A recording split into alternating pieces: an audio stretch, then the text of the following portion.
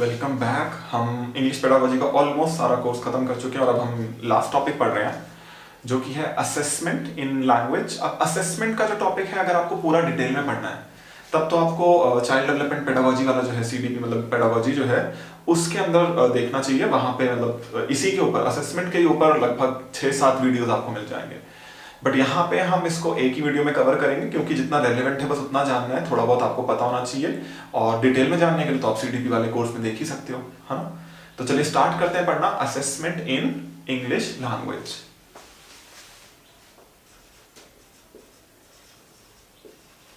Assessment in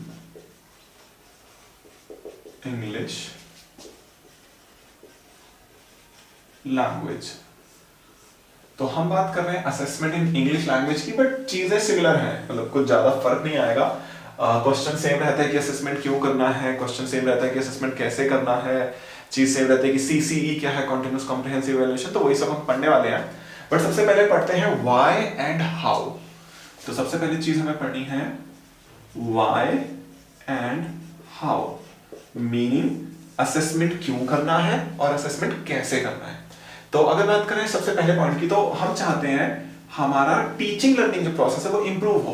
तो सबसे बड़ा रीजन तो है improve teaching learning process.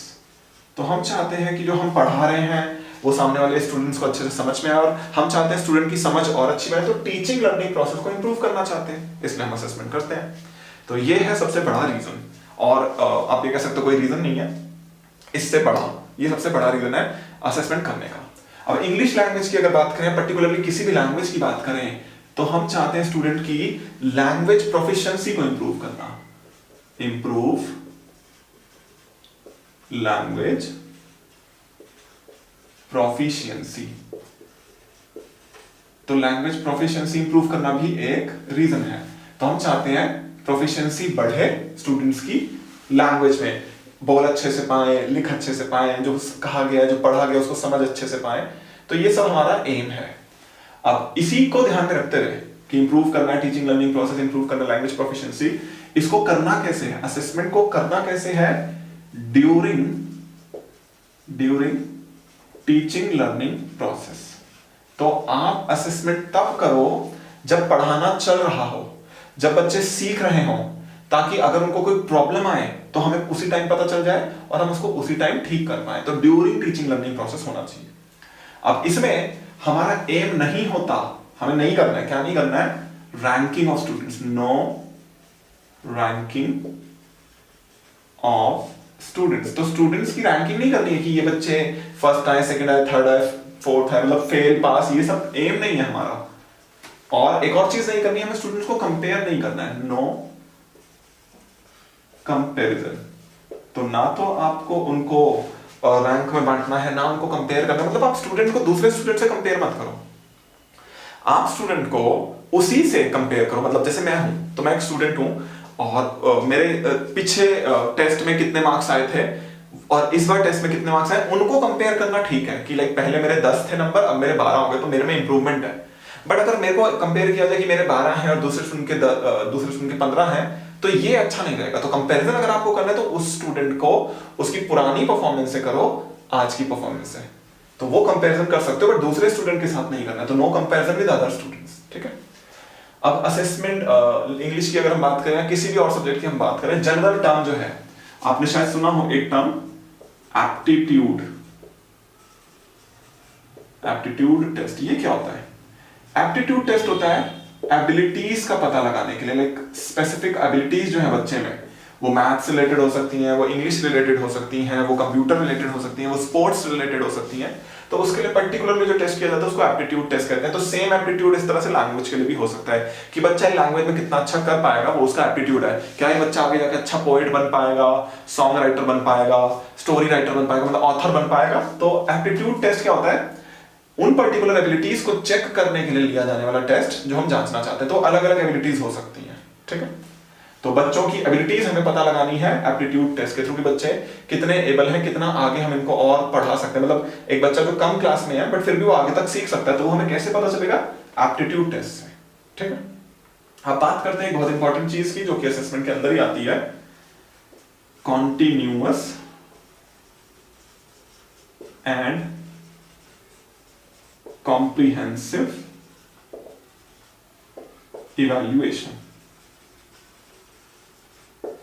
Continuous and comprehensive evaluation. तो ये आपने सुना होगा CCE एक नया सा सिस्टम लाया गया था। क्वेश्चन इज क्यों लाया गया था? देखो पुराना जो रिटन टेस्ट का तरीका था, पेन पेपर टेस्ट हुआ करते ना, वो रिटन टेस्ट फेल हो गए।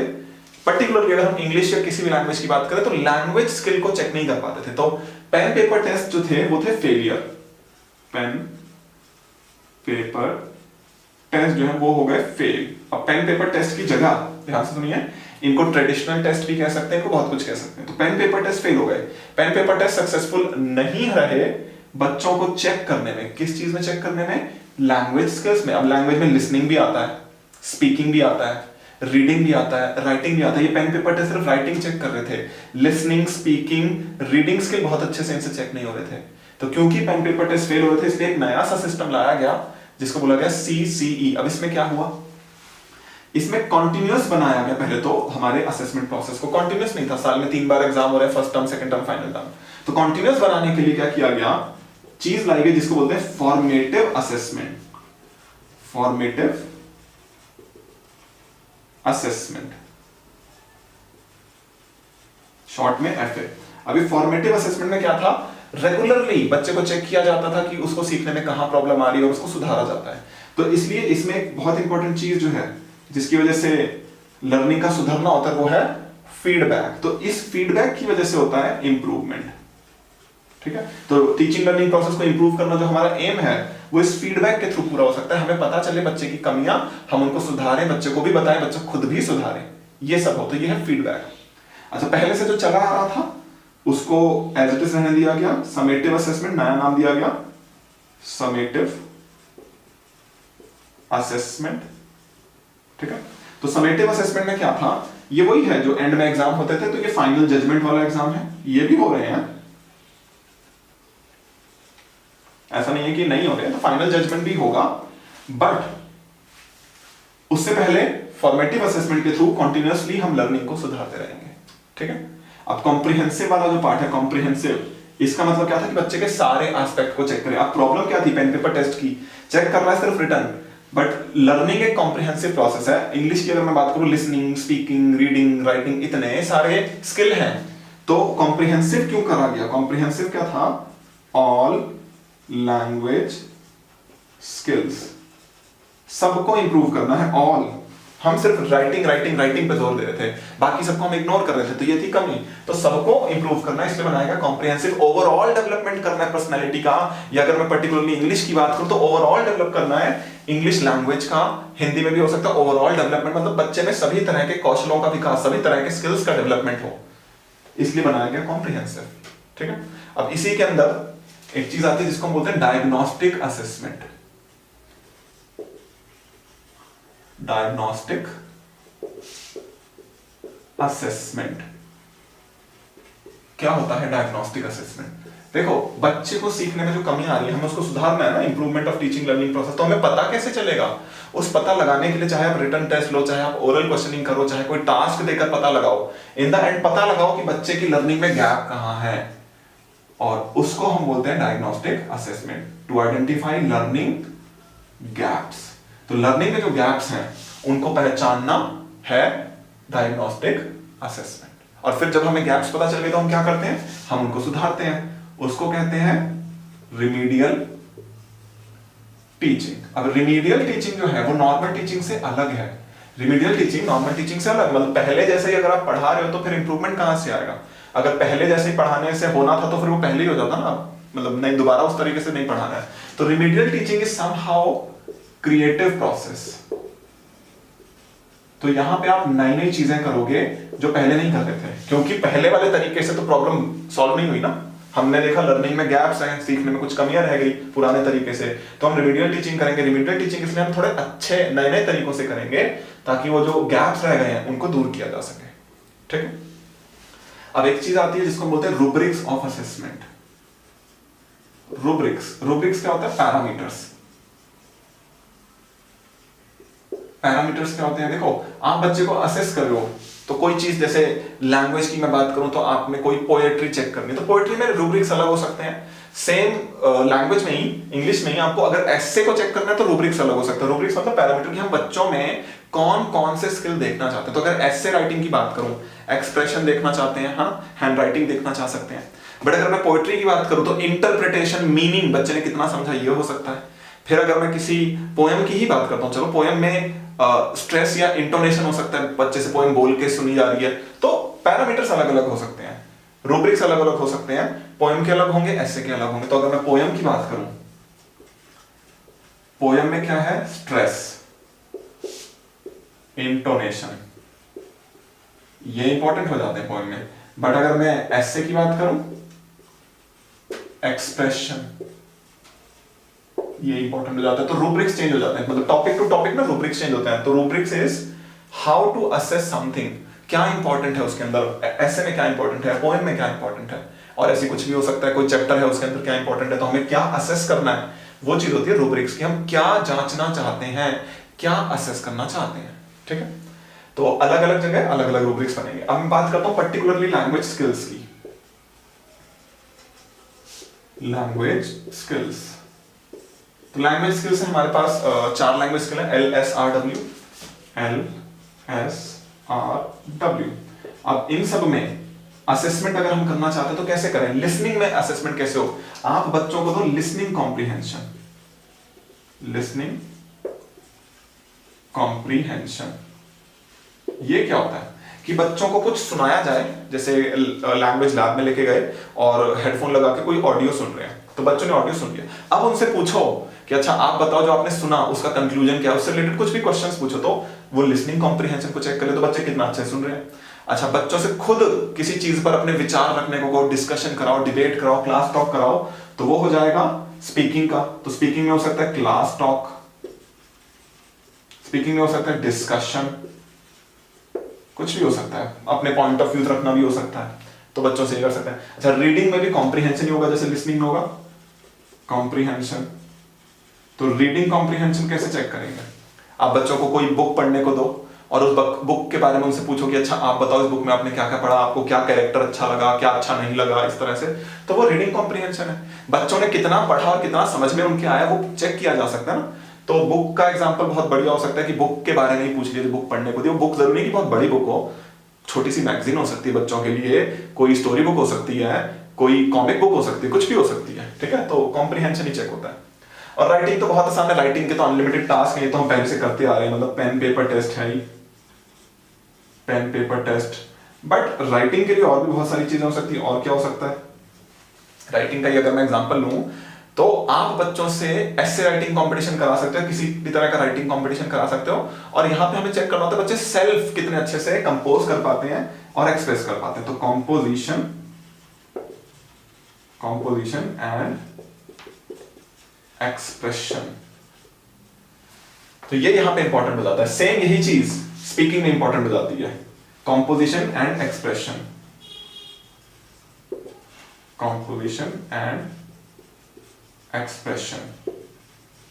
रीडिंग की अगर बात करें तो अंडरस्टैंडिंग इंपॉर्टेंट है कि बच्चों को कितना समझ में आया, अंडरस्टैंडिंग, ठीक है। तो ये चीजें हैं जो आपको पता होनी चाहिए, मतलब ये लैंग्वेज का अलग से पार्ट है, ये आपको अच्छे से पता होना चाहिए कि पर्टिकुलरली लैंग्वेज में, इंग्लिश लैंग्वेज में क्या क्या चीजें होती है, उनका असेसमेंट कैसे किया जा सकता है। क्योंकि क्वेश्चन उस तरह के अगर आए तो आप थोड़े कंफ्यूज हो सकते हो। जनरल सीडीपी जैसे क्वेश्चन आए फिर तो आप कर ही लोगे, चाइल्ड डेवलपमेंट पेडागोजी जैसे क्वेश्चन में तो आपको मुझे नहीं लगता कि प्रॉब्लम आएगी। बट पर्टिकुलरली लैंग्वेज के ऊपर आया कि लिसनिंग स्किल कैसे चेक किया जाएगा, किस तरह से असेस किया जाएगा, इस तरह का क्वेश्चन आया तो आपको थोड़ा सोचना पड़ सकता है, ठीक है। तो उस तरह के क्वेश्चंस को हम अभी डिस्कस करते हैं, ये हमने थोड़ा सा आइडिया ले लिया। डिटेल में आपको पढ़ना है, चाइल्ड डेवलपमेंट पेडागोजी के अंदर 6, 7, शायद 8 वीडियोज हैं, वो अच्छे से देख लो, पूरा क्लियर हो जाएगा। और ये देखने के बाद थोड़ा सा 10-15 मिनट का जितना ये है क्वेश्चंस करते हैं, और उस क्वेश्चन से आपको और अच्छे से आइडिया लग जाएगा कि कैसे क्वेश्चन आ सकते हैं जो कि शायद आपको थोड़ा सा डाउट में डाल सकते हैं, ठीक है। तो क्वेश्चन निकाल लीजिए, जो पीडीएफ आपको मिला हुआ है इस वीडियो के साथ। सबसे पहला क्वेश्चन, लैंग्वेज इवैल्यूएशन शुड, तो लैंग्वेज का इवैल्यूएशन कैसा होना चाहिए। पहला कह रहा है measure the learners language proficiency, बात तो सही है, लैंग्वेज में हम लैंग्वेज प्रोफिशिएंसी पे ही जोर देंगे। सेकंड कह रहे हैं not be tied to achievement in a particular syllabus, मतलब किसी सिलेबस के अचीवमेंट से नहीं जुड़ा होना चाहिए। ये कुछ हद तक ठीक है, ऐसा नहीं है कि अचीवमेंट ही सब कुछ होता है लाइफ में। थर्ड कह रहे हैं यूज ओनली रिटन टेस्ट, ये तो बिल्कुल गलत है, सिर्फ रिटन टेस्ट लोगे, गलत है। और फोर्थ कह रहे हैं should be identify the learners proficiency to translate his mother tongue into English. ऐसा जरूर नहीं है, उल्टा भी हो सकता है, इंग्लिश को मदर टंग में, मदर टंग को इंग्लिश में, दोनों हो सकते हैं, और भी कुछ हो सकता है, जरूरी नहीं है ट्रांसलेट ही करना, सीधा सीधा हो सकता है इंग्लिश में कितना सेंटेंस बोल पा रहा है। तो पहला जो क्वेश्चन है इसका पहला आंसर ही बेटर है, जिसमें लिखा है major learners language proficiency. Proficiency हर तरह की हो सकती है, इसमें ये नहीं लिखा कौन सी वाली, ठीक है। तो क्वेश्चन नंबर 1 जो है उसका बेस्ट आंसर हो गया 1। Question number 2, remediation when student find difficulty in use of different modals. Modals आपको पता होंगे, शुड, वुड, कैन, मे, जैसे may I go, can I do this, could, इस तरह के जो पढ़ते हैं आप, मतलब ऑक्सिलरी वर्ब्स भी कहते हैं इनको। तो मॉडल्स जो हैं would be for them to, मतलब इसकी डिफिकल्टी बच्चों को आ रही है, मॉडल्स में उनको प्रॉब्लम आ रही है, तो आपको पता चल गया। तो इसकी रिमीडियल टीचिंग कैसे की जाएगी? देखो रिमीडियल टीचिंग में मैंने आपको बताया नए नए तरीके यूज करते हैं, तो अब देखो इनमें से किस में कुछ अलग तरीका यूज हो रहा है। पहला कह रहे हैं be given ample practice in using models in a set of sentence. तो बहुत सारे सेंटेंस में उनको प्रैक्टिस करवाई जा रही है, ठीक ठाक है, बुरा नहीं है। सेकंड कह रहे हैं frame sentence on their own and teacher correct them. ये और भी अच्छा है कि बच्चे खुद सेंटेंस बना रहे हैं मॉडल्स का यूज करके। थर्ड कह रहे हैं learn about the structure outside the classroom through suitable activities. ये और भी अच्छा है, आप देखो बाकी फर्स्ट सेकंड थर्ड में, थर्ड तो बहुत ही अच्छा है, एक्टिविटीज के थ्रू भी क्लास के बाहर एक्टिविटीज कर रहे हैं। और फोर्थ कह रहे हैं practice by collaboratively completing task where structure are used integratively in a variety of real life situation. ये तो सबसे अच्छा है, रियल लाइफ सिचुएशन में कर रहे हैं, टास्क ऐसा कर रहे हैं जो कि बच्चे मिलकर कर रहे हैं, कोलैबोरेटिव, और उसमें भी क्या हो रहा है कि इंटीग्रेटिव तरीके से कर रहे हैं, मतलब अलग अलग मॉडल्स एक ही सेंटेंस में भी यूज हो सकते हैं। तो ये तो बेस्ट आंसर है। क्वेश्चन नंबर 2 का हो गया option number 4। Question number 3, assessing reading in class 7 can be done most effectively. आपको रीडिंग को असेस करना है, मतलब बच्चों ने कितने अच्छे से कोई चीज पढ़कर समझी है उसको असेस करना है। तो पहला कह रहे हैं स्पोकन क्विज करा लो based on the meaning of word and expression. सिर्फ वर्ड मीनिंग के ऊपर, वर्ड मीनिंग इंपॉर्टेंट नहीं होता, कॉन्टेक्स्ट समझना, सिचुएशन समझना, वो सब इंपॉर्टेंट होता है, मतलब बच्चे ने जो पढ़ा उसमें हो क्या रहा है वो समझना इंपॉर्टेंट है। सेकंड कह रहे हैं written test based on the characters and events in the story और टेक्स्ट। तो रिटन टेस्ट होना चाहिए। अब रिटन टेस्ट रीडिंग को कैसे चेक करेगा? रीडिंग में समझना होगा, बिल्कुल ठीक है, कॉम्प्रिहेंशन होगा, उसके बाद आप ओरल क्वेश्चन भी पूछ सकते हो, रिटन भी ले सकते हो, मतलब ठीक ठाक है, बहुत अच्छा नहीं है। थर्ड कह रहे हैं an oral interview to find out how much they have read. Orally interview ले लो, ओके, मतलब ओके है। और फोर्थ कह रहे हैं writing a 50 word book review या text review as a small project. ये सही है, देखो बच्चों ने जो पढ़ा उसके ऊपर रिव्यू लिखवा लो, पढ़ने में कितना समझ में आया वो भी पता चल जाएगा, लिखना भी चेक हो जाएगा, हालांकि लिखना करना नहीं है बट हो जाएगा। तो ये बेस्ट आंसर है, क्योंकि बुक रिव्यू बहुत अच्छा रहेगा, बच्चों ने खुद पढ़ के क्या समझा उसके ऊपर वो लिख कर ला रहे हैं। तो क्वेश्चन नंबर 3 का हो गया option number 4। Question number 4, which one of the following can be used as rubric for assessment of fluency and coherence of language? तो फ्लुएंसी क्या होती है? फ्लुएंसी होती है फ्लुएंटली बोलना, कोहेरेंस मतलब सेंटेंस बिल्कुल इस तरह से फ्लो में बोला जाए कि बीच में अटके ना। तो उसको चेक करना, उसके रूब्रिक्स क्या होंगे, मतलब उसके पैरामीटर्स, हम किस बात पर ध्यान देंगे। पहला कह रहे हैं can initiate and logically develop simple conversation on a familiar topic. ठीक है, फ्लुएंसी चेक हो सकती है। सेकंड कह रहे हैं always comprehensible, uses appropriate intonation. Intonation वगैरह फ्लुएंसी में बहुत ज्यादा हाँ ठीक ठाक है, मतलब अच्छा तो नहीं कहेंगे बहुत, पर ठीक ठाक है। थर्ड कह रहे हैं demonstrate hesitation to find words और use correct grammatical structure. Okay, ये तो बिल्कुल मतलब demonstrate hesitation to find words और यूज ग्रामेटिकल स्ट्रक्चर, ये तो नहीं हो सकता, मतलब ये थोड़ी ये रूब्रिक्स होगा। फोर्थ कह रहे हैं can express with some flexibility and appropriacy on variety of topics. तो वैरायटी ऑफ टॉपिक पे बच्चा express with some flexibility and appropriacy, ये सबसे सही है, क्योंकि हमें फ्लुएंसी और कोहेरेंस को चेक करना है। तो फ्लुएंसी और कोहेरेंस फोर्थ ऑप्शन से सबसे अच्छे से चेक हो सकते हैं, क्योंकि वहां पे फ्लेक्सिबिलिटी के साथ बच्चा अपने व्यूज को एक्सप्रेस कर पा रहा है। वैरायटी ऑफ टॉपिक पे, सिर्फ उन टॉपिक में नहीं जो उसको ऑलरेडी आते हैं, नया टॉपिक भी हो सकता है। तो ये सबसे बेस्ट रहेगा। क्वेश्चन नंबर 4 का हो गया option number 4। Question number 5, for evaluating a poster designed as a part of competition. तो पोस्टर डिजाइन किया गया है which of the following criteria would be most appropriate for the जजेस। तो सबसे मतलब जज हम कर रहे हैं पोस्टर को, तो सबसे अच्छा क्राइटेरिया क्या रहेगा?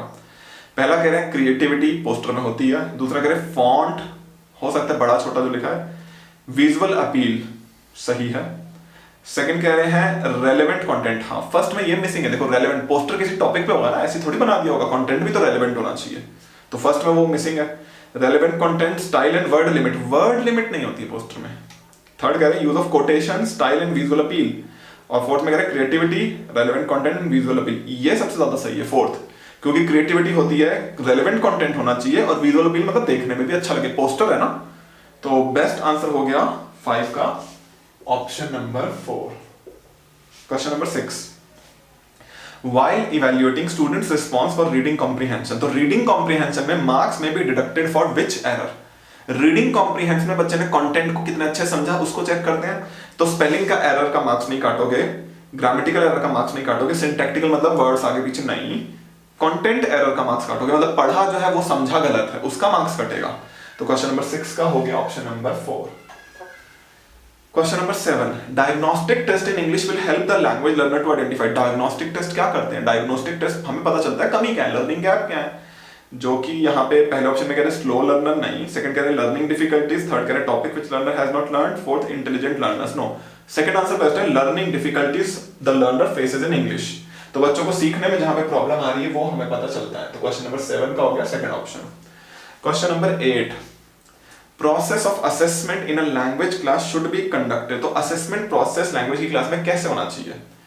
पहला कह रहे हैं assessing textual exercise at the, मतलब चैप्टर के पीछे वाली एक्सरसाइज को चेक करना, नो। सेकंड कह रहे हैं know the level of student in the class, सिर्फ लेवल पता लगाना है स्टूडेंट का, नो। थर्ड कह रहे हैं to know the efficiency of teacher in teaching, और फोर्थ कह रहे हैं ड्यूरिंग टीचिंग लर्निंग प्रोसेस। ये सही है, assessment during teaching learning process होता है, ये मैंने आपको बताया भी। तो क्वेश्चन नंबर 8 का बेस्ट आंसर हो गया option number 4। Question number 9, most important purpose of formative assessment. Purpose क्या था फॉर्मेटिव असेसमेंट का? भाई लैंग्वेज या किसी भी सब्जेक्ट की अगर हम बात करें तो फॉर्मेटिव असेसमेंट हम करते थे इंप्रूवमेंट के लिए, फीडबैक देकर, तो यही होगा आंसर यहाँ पे। पहला कह रहे हैं जज द परफॉर्मेंस ऑफ, जजमेंट तो होता था इसमें समेटिव असेसमेंट में। सेकंड कह रहे हैं form an opinion about best student, मतलब बेस्ट स्टूडेंट को आइडेंटिफाई करना, नो, लर्निंग को सुधारने के लिए होता है फॉर्मेटिव। तो थर्ड कह रहे हैं score and rank of student, नहीं रैंकिंग वगैरह भी नहीं होती इसमें। और फोर्थ कह रहे हैं provide qualitative feedback on students learning, ये सही है, फीडबैक देकर लर्निंग को सुधारना है। तो क्वेश्चन नंबर 9 का हो गया option number 4। Question number 10, while assessing a student the teacher should compare the progress of child। अच्छा, बच्चे को कैसे कंपेयर करना है? मैंने बताया था दूसरे बच्चों से नहीं करना है, उसकी पुरानी परफॉर्मेंस से कंपेयर करना है। तो पहला कह रहे हैं with those who learn fast, उनसे तो कंपेयर करना ही है। those who are slow learner, again उनसे भी कंपेयर नहीं करना। Third with his her previous level of learning, इससे कंपेयर करना है। और फोर्थ कह रहे हैं with other children in the class, no। तो फर्स्ट, सेकंड और फोर्थ गलत है, अदर चिल्ड्रन तो करना ही नहीं है। थर्ड से करेंगे with his her previous level of learning। तो क्वेश्चन नंबर 10 का हो गया option number 3। Question number 11, while providing feedback to parents a teacher should not। तो फीडबैक देते हुए टीचर को क्या नहीं करना चाहिए? पहला कह रहे हैं share the incident record in the anecdotes, कर सकते हैं, एनेक्डोटल रिकॉर्ड शेयर कर सकते हैं। सेकंड कह रहे हैं compare their children child with other children, ये तो नहीं करना है, कंपैरिजन तो करना ही नहीं है। थर्ड कह रहे हैं compare current performance of child with her previous performance, ये सही है। और गिव क्वालिटेटिव फीडबैक, ये भी सही है। तो सेकंड गलत है, टीचर को क्या नहीं करना चाहिए? कंपैरिजन नहीं करना चाहिए। तो क्वेश्चन नंबर 11 का हो गया option number 2। Question number 12, Kavya note down error committed by learner of the class and discuss them once in a fortnight, मतलब 15 दिन में डिस्कस कर लेती है उन एरर्स को। इस प्रैक्टिस को क्या कहते हैं? फीडबैक देना कहते हैं ना, कि आपने ये इस तरह की गलतियां आप करते हो, इनको सुधारो। तो ये फीडबैक है जो बच्चों को दिया जा रहा है। फीडबैक का मतलब होता है जो आपको पता चला बच्चों के बारे में, बच्चों को बताना। तो फीडबैक तो पहला ही ऑप्शन है। क्वेश्चन नंबर 12 का हो गया option number 1। Question number 13, which of the following is not legitimate purpose of assessment in education. क्या लेजिटिमेट पर्पस नहीं है? तो पहला कह रहे हैं identify individual and special need, तो है बच्चों की कमियों को, मतलब उनकी समस्याओं को पहचानना है। सेकंड कह रहे हैं इंप्रूव टीचिंग लर्निंग प्रोसेस, ये भी है। थर्ड कह रहे हैं रैंक द लर्नर, रैंकिंग नहीं करनी है, ये हमारा पर्पस नहीं है असेसमेंट का। और फोर्थ कह रहे हैं find out what extent curricular objective has been achieve, मतलब बच्चों को कितना हम सिखा पाए हैं, हमारे जो उद्देश्य थे उनको हम कितना पूरा कर पाए, ये भी है। तो 13 का पूछा था क्या नहीं है, थर्ड ऑप्शन नहीं है answer. Question number 14, a test which is administered at the end of a language course for remedial teaching. End में किया जा रहा है बट कोई रिमीडियल टीचिंग के लिए किया जा रहा है। तो रिमीडियल टीचिंग से पहले हम डायग्नोस्टिक असेसमेंट करते हैं, हम पता लगाते हैं कमी क्या है, तो जो कि है यहाँ पे ऑप्शन नंबर 4। क्वेश्चन नंबर 14 का option number 4। Question number 15, test to assess potential of student for specific ability and skills. Specific ability skill जैसे कि यहाँ लिखा म्यूजिक, स्पेशल, लॉजिकल, मतलब किसी भी एबिलिटी के लिए चेक किया जाता है उसको हम बोलते हैं एप्टीट्यूड टेस्ट, जो कि है यहाँ पे ऑप्शन नंबर 2। तो क्वेश्चन नंबर 15 का हो गया option number 2। Question number 16, continuous and comprehensive evaluation should be adopted by all school. सारे स्कूल को लेना चाहिए। क्यों लेना चाहिए?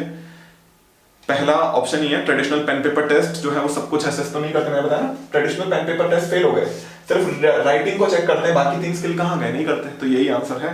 बाकी सेकंड ऑप्शन में कह रहे हैं free the learner from studious hard work, ऐसा कुछ नहीं है। Afford teacher opportunity to test learner frequently, ऐसा भी नहीं है। And latest development in the field of education है, बट हम ये नहीं कहेंगे कि लेटेस्ट डेवलपमेंट इसलिए कर रहे हैं, इसलिए कर रहे हैं क्योंकि पिछला वाला सिस्टम फेल हो गया था। तो बेस्ट आंसर है फर्स्ट, 16 का 1। 17, अच्छा टीचर बच्चों से कहता है एक दूसरे की चेक करो। अच्छा, जब बच्चे ही एक दूसरे की गलतियां ढूंढकर उनको सुधारने में हेल्प करते हैं तो उसको हम बोलते हैं पीयर असेसमेंट। तो क्लास में टेस्ट लेके सारे बच्चों के टेस्ट आपस में ही बांट दो और उनको चेक करने को बोलो, इसको बोला जाएगा पीयर असेसमेंट, जो कि है यहाँ पे ऑप्शन नंबर 2। क्वेश्चन नंबर 17 का है 2, पीयर असेसमेंट बोलते हैं एक दूसरे के फ्रेंड्स के लर्निंग को चेक करना। 18 कह रहे हैं language evaluation must aim at. तो लैंग्वेज इवैल्यूएशन का किस पर जोर होना चाहिए? पहला कह रहे हैं assessing achievement of learner in terms of grade, marks कितने आए उसमें। सेकंड कह रहे हैं असेसिंग लर्नर्स लैंग्वेज प्रोफिशिएंसी, ये सही है, इस पर एम होना चाहिए हमारा लैंग्वेज के असेसमेंट का। प्रोफिशिएंसी में देखो सारी चीजें आती हैं, लिसनिंग, स्पीकिंग, रीडिंग, राइटिंग, ये चारों को मिलाकर बनती है लैंग्वेज प्रोफिशिएंसी। तो प्रोफिशिएंसी का मतलब हम चारों को चेक कर रहे हैं। थर्ड आंसर कह रहे हैं नॉलेज चेक करना, और फोर्थ आंसर कह रहे हैं लर्न, नई लैंग्वेज सीखने की उसकी एबिलिटी चेक करना। नहीं, असेसमेंट इवैल्यूएशन का एम है बच्चे की प्रोफिशिएंसी लैंग्वेज स्किल्स में चेक करना, जो कि है यहाँ पे ऑप्शन नंबर 2। तो क्वेश्चन नंबर 18 का हो गया 2। ओके, तो ये थे कुछ क्वेश्चन असेसमेंट के ऊपर। यहाँ पे हमारा खत्म होता है असेसमेंट वाला टॉपिक भी और ये भी, और यहाँ पे इंग्लिश पेडागोजी भी हमारी तरफ से खत्म होती है।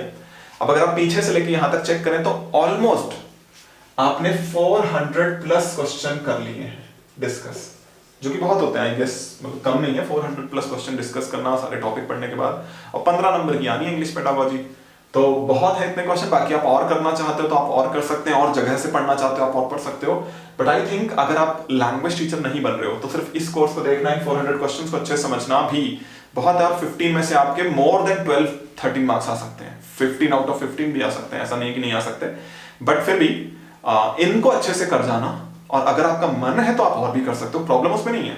बट अगर आप इसको छोड़ के और कर रहे हो तो प्रॉब्लम है। तो पहले ये सब अच्छे से कर लो, इतने सारे क्वेश्चन आपने डिस्कस कर लिए हैं, और इसमें से 15 आउट ऑफ 15 भी आ सकते हैं, ठीक है।